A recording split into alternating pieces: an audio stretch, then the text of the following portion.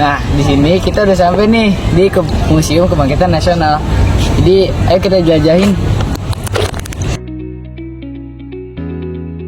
Jadi kita udah masuk ke ruangan, yaitu ruangan Stovia. Nah, di sini ada ruang pengajar Stovia. Biasanya ruang pengajar Stovia ini diisi oleh 12 orang. Dibantu juga oleh asisten pengajar yang lulus dari Stovia ini. Setiap tahun pengajar Stovia banyak mengalami perubahan karena yang mendapatkan hak cuti untuk pulang ke Belanda. Nah di situ juga pengajar Stovia akan menempati ruang pengajar pada saat menjelang kegiatan pembelajaran saat istirahat sekolah. Jadi ini bagikan sebuah sekolah dan juga sebuah ruang mengajar ya. Ada contoh cara mengajarnya pengajar Stovia. Jadi dia akan menunjukkan secara langsung dari dekat ya teman-teman. Ada ruang media ngajar Stovia. Langsung kita masuk ya teman-teman. Nah ini penampakannya. Yang pertama ini ada meja bedah. Biasanya ini digunakan buat saat belajar anatomi, yaitu kayak ya macam-macam IPA lah gitu, biologi. Nah ini biasanya dia gunain prakteknya dengan jenazah manusia asli ya teman-teman. Kemudian di sini contohnya teman-teman. Ada kerangka manusia asli yang biasa digunakan untuk praktek anatomi di ruangan ini. Sekarang kita sudah ada di ruang asrama Stovia.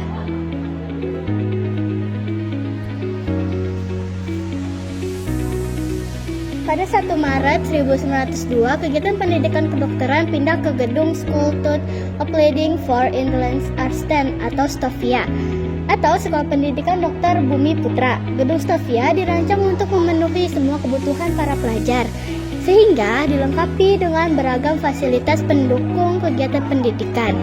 Pelajar Stovia harus ditinggal dalam asrama yang memiliki peraturan yang sangat ketat. Semua penghuni dituntut untuk hidup disiplin dan tanggung jawab. Aktivitas para pelajar diawasi oleh pengawas asrama yang dipanggil Supos, yang setiap malam keliling asrama untuk memeriksa kondisi ruangan dan penghuninya. Bisa dilihat ini ada kamar-kamarnya.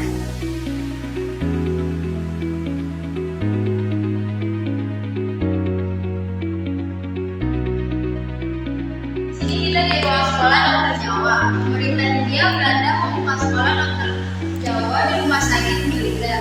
Tujuan pendirian sekolah ini adalah untuk mendapatkan tenaga medis bumi putra guna mengatasi wabah penyakit di Pulau Jawa.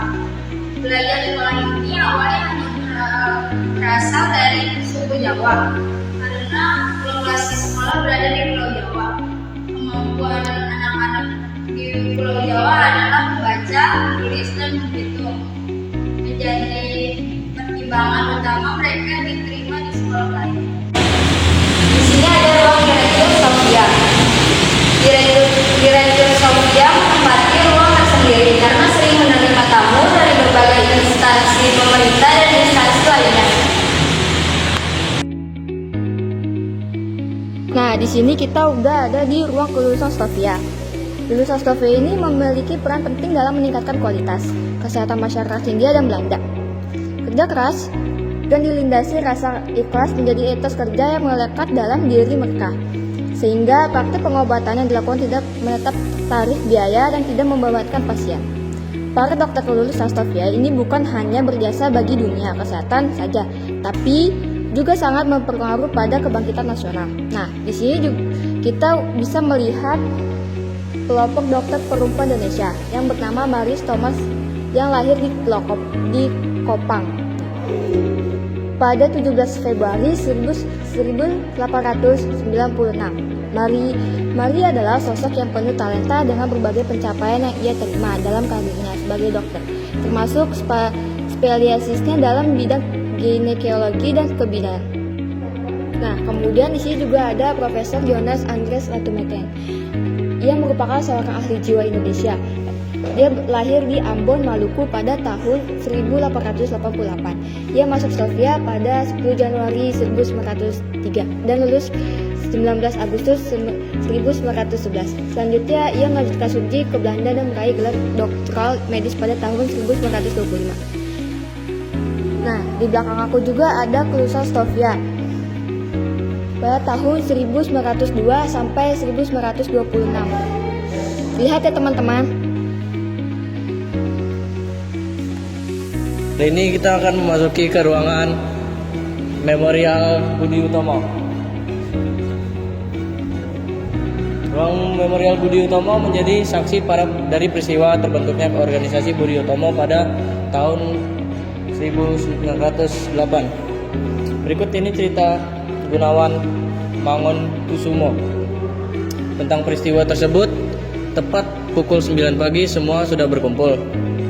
Pemuda Sutomo mulai berbicara dan menjelaskan maksud dan tujuan pertemuan pagi itu.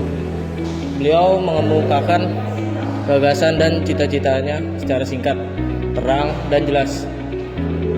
Selesai, Sutomo bicara, reaksi dari peserta hebat sekali. Semua bertepuk tangan, gegap gempita. Tanda setuju sepenuhnya gagasan Sutomo dan teman-teman.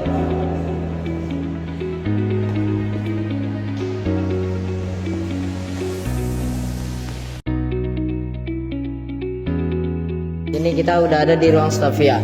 Ruang Stovia sebagai pengganti sekolah dokter Jawa. Proses seleksi untuk menjadi pelajar Stovia dilakukan secara ketat, sehingga sekolah ini menjadi tempat berkumpulnya pelajar Bumi Putra yang cerdas. Mereka tidak hanya belajar ilmu kedokteran, tetapi ilmu budaya dan ilmu politik di penjara. Hal inilah yang menjadikan pelajar Stovia memiliki kepekaan dan kepedulian yang tinggi terhadap kondisi lingkungan sekitarnya. Sekolah Kepandaian Putri Jepara. Pada Juni 1903, Kartini membuka Sekolah Kepandaian Putri untuk anak-anak perempuan di Pendopo, Kabupaten Jepara. Sekolah ini menekankan pembinaan budi pekerja dan pembinaan karakter yang proses pembelajarannya seperti kehidupan dalam rumah tangga, di mana anggotanya dituntut untuk saling mencintai dan saling mengajar. Kegiatan belajar mengajar dilakukan pada Senin sampai Kamis, dimulai dari jam 8 sampai jam 12.30. Murid-murid belajar membaca, menulis, menggambar, tata krama, sopan santun, memasak, serta membuat kerajinan tangan. Jadi di sini ada tokohnya, Raden Ajeng Kartini. Lahir pada 21 April 1879 di Jepara dari pasangan Raden Mas Sosroningrat dan Mas Ajeng Ngasirah. Sebagai keluarga bangsawan, Kartini berhak menyandang gelar Raden Ajeng. Kartini mengabaikan gelar tersebut dan dalam salah satu suratnya ia menulis, "Panggil aku Kartini saja." Pada 1885, di masa seorang putri bangsa dilarang keras keluar rumah, Kartini masuk ke sekolah dasar Eropa.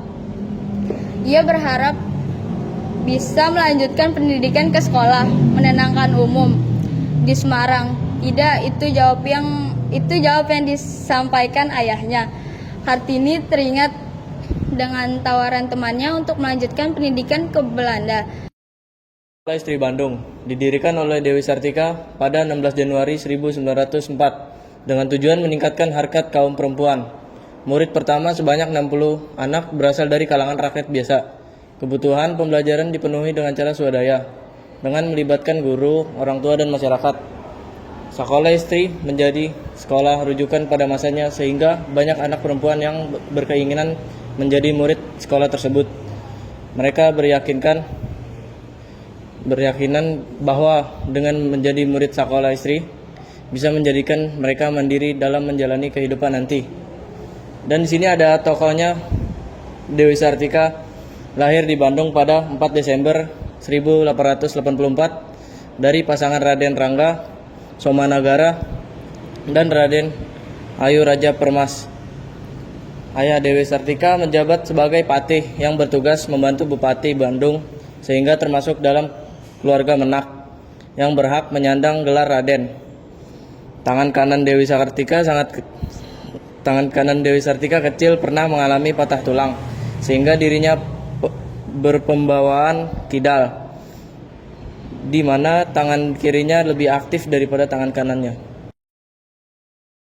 Udah ada di ruangan dari Nusantara ke Hindia Belanda. Nusantara berasal dari kata Nusa yang berarti pulau dan antara yang berarti luar atau seberang, sehingga wilayah Nusantara mencakup gugusan pulau yang tersebar antara benua Asia dan Australia. Bangsa Eropa mengenal Nusantara dengan nama Hindia, kemudian diubah menjadi Hindia Timur pada masa penjelajahan samudra. Mereka saling bersaing untuk menguasainya demi mendapatkan kekayaan alam yang terkandung di dalamnya. Bangsa Belanda berhasil memenangkan persaingan tersebut dan mengubah namanya menjadi Hindia Belanda atau Hindia Timur Belanda. Perubahan nama ini untuk menegaskan bahwa kerajaan Belanda berkuasa di wilayah tersebut. Oke, di sini kita udah ada di map India. Ini di sini ada map-mapnya. Dan di sini juga ada kapal replika kapal Vos pada abad ke-17. Lahirnya Budi Utomo menjadi hari terbangunnya kesadaran rakyat untuk bersatu dalam wadah bangsa Indonesia. Semangat kebangsaan tumbuh dan berkembang pesat sehingga muncul jenis perjuangan yang baru dalam melawan penjajahan. Perjuangan yang semula mengandalkan kekuatan fisik dan bersifat kedaerahan digantikan oleh perjuangan pemikiran bersifat nasional dengan tujuan mencapai kemerdekaan. Budi Utomo didaulat menjadi ibu perhimpunan karena memberikan inspirasi bagi berdirinya organisasi-organisasi perjuangan pergerakan dengan ideologi beragam seperti Serikat Islam, Indonesia Party, Muhammadiyah, dan Nahdlatul Ulama. Budi Utomo bersama organisasi perjuangan lainnya berhasil membangun kesadaran untuk bersatu mewujudkan bangsa yang merdeka dan sejahtera.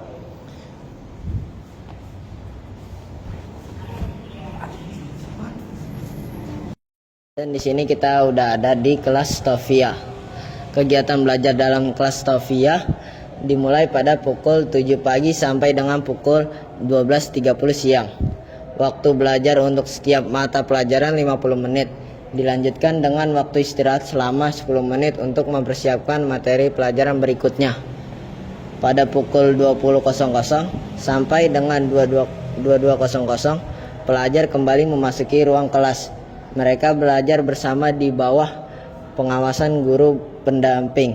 Ujian mata pelajaran dilakukan secara lisan, tertulis, dan praktek dengan rentang nilai sampai dengan 10. Nilai di bawah 5 dianggap sebagai nilai mati karena menyebabkan pelajar tidak dapat naik tingkat. Oke, di sini ada orang-orangnya yang lagi belajar di kelas Stofia.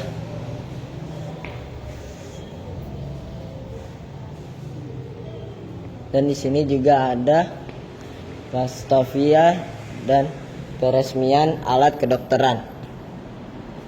Di sini juga ada kelas anatomi.